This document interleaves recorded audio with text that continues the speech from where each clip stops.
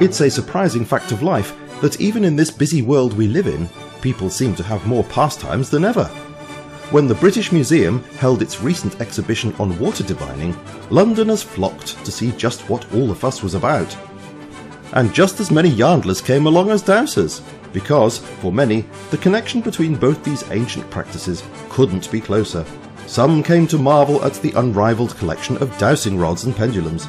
Others simply gazed in wonder at the selection of early Elizabethan oil-powered threading lamps, useful for dowsing and yarndling. And even the most hardened cynic, after glancing at this wall of medieval platerns, complete with iron and walnut scrimming tools, most of them in full working order, must have wondered whether progress really is all it's cracked up to be.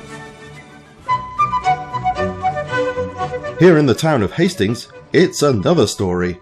The pace of life is slower for a start, and these antiquated Yarndlers' huts, first mentioned in the Domesday Book, tower over this quaint little seaside town like sentinels from another age. An age, perhaps, when the divining of water by rod or pendulum was just as important to the townsfolk as the weaving of a sturdy pair of Yarndling gloves, called chawns, or the construction of a willow coracle. Nowadays, the huts are little used, and despite the valiant efforts of the local Yarndling Association, the only visitors to this picturesque scene are tourists, known affectionately as grockles, as well as, of course, the winged denizens of this part of East Sussex. If you ask me, it's strictly for the birds. Mrs. Norma Simmons, a keen Yarndler from Canford Heath in Dorset, sets aside an hour a day to practice her dowsing skills, using a special hazel twig that's been passed down through her family. She says that her experience of reverse chuck loading in local threading competitions has helped her develop what she calls an almost sacred feel for the hidden landscape of the water basin. She's even been called in by the local water board to locate burst pipes. Up north, it's a different story again. The hustle and bustle of Blackpool, the Lancashire seaside resort known the world over for its illuminated Golden Mile, its tower and of course its 3 piers, has seen many well-known visitors including the Beatles, Jimi Hendrix and Frank Sinatra. But today it's the turn of Jeff Holmes, a chartered engineer from Lytham St Anne's, to paint the town red, or at least try to, as he demonstrates his skill with a sycamore divining twig. An enthusiastic Yarndler with a fine collection of beaver pelt chawns to his name, Jeff prefers to use the antipodal method, sometimes known as holding hands with Harry, in which the twig is reversed and the 2 branches splay out in front. It's a controversial move, and the jury's still out as to whether it's as effective as the old conventional method. But then, Jeff's an unconventional fellow.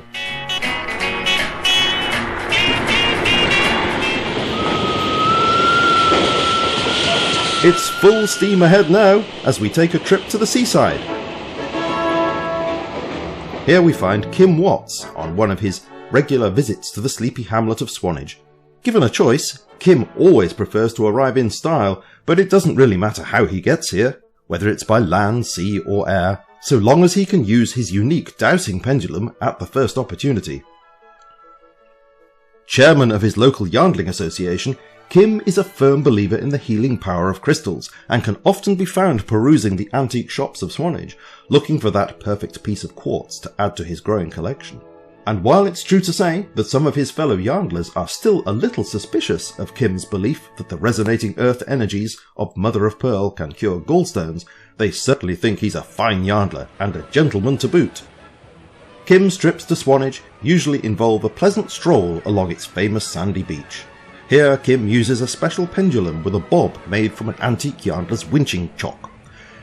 Taking a careful note of the oscillation and amplification of the string's vibrations, he's able to detect minute fluctuations in the sedimentary layers of the beach. It may not be everyone's idea of a relaxing holiday, but try telling that to Kim. A little to the south of Swanage lies the quiet peninsula of Hengistbury Head. Ask anyone round these parts and they'll look you firmly in the eye and tell you that not much goes on hereabouts, except of course for the annual meeting of the Dorset Yarndling and Dowsing Guild, established in 1953. Arriving on the local Noddy train, they do things differently here in Dorset, members come from all over the UK, even as far as North Ronaldsay, the furthermost of the Orkney Islands, with a population of just 72. Here in this luxury beach hut, they'll spend the best part of an afternoon discussing every aspect of the art of dowsing and yarndling, accompanied by a generous amount of tea, coffee and chocolate biscuits. Portsmouth! Since time immemorial, the country's great centre of shipbuilding, whose royal seal of approval was gifted by Henry VIII way back in Tudor times. This magnificent city boasts many historic landmarks, such as the Mary Rose, which was sunk in 1545 and later recovered from the Solent in 1982, or the HMS Victory, famous gunship of the Royal Navy. But the city is also home to many proud fishermen who ply their wares along the mile-long harbour walls. Many of them still practice the ancient art of yarndling, and it's easier than you might think to pick up a decent pair of chawns for a price that won't make you flinch.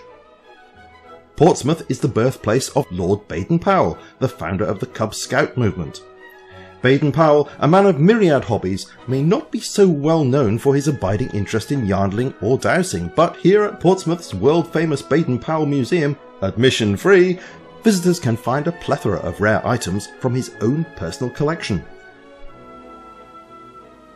Here, for example, are the spoons that Baden-Powell used to measure out the saline solution for his miniature scrimming basins. And in this cabinet we see the ebony and alabaster plumb bobs that he insisted on using when he took his scouts water divining on Brownsea Island. Could this wooden sewing awl have been used in the local threading competitions? Certainly, these handsome platen finishers must have seen many good years' service. And whilst this Edwardian box mangle may only be of interest to laundry aficionados, there's little doubt that Baden-Powell used this top-of-the-range Dunlop bicycle, the star attraction of the museum, to transport his horizontal platens and yarndling stools all around the country. The mystical properties of standing stones, or to give them their proper name, menhirs or monoliths, is well known. Many scientists are skeptical when it comes to claims that stones like these can move around of their own volition or predict the future. They dismiss them as old wives' tales, but this fascinating arrangement of Paleolithic boulders, situated in, of all places, a modern housing development in Milton Keynes, might give them pause for thought. For instance, could these marks be made by ancient druidic yarndlers? Peter Day certainly thinks so. When he's not busy running his own business, selling household fire extinguishers in Dorking, he can be found out and about with his dowsing pendulum investigating a subject close to his heart, the relationship between ancient water diviners and yarndlers. Here he uses a cruciform bob of his own devising to locate the so-called cardinal energy point of this stone cluster. Once located, he carefully marks the spot using a substance made from acrylic paint and tallow. For people like Peter Day, it's not enough to simply have one hobby.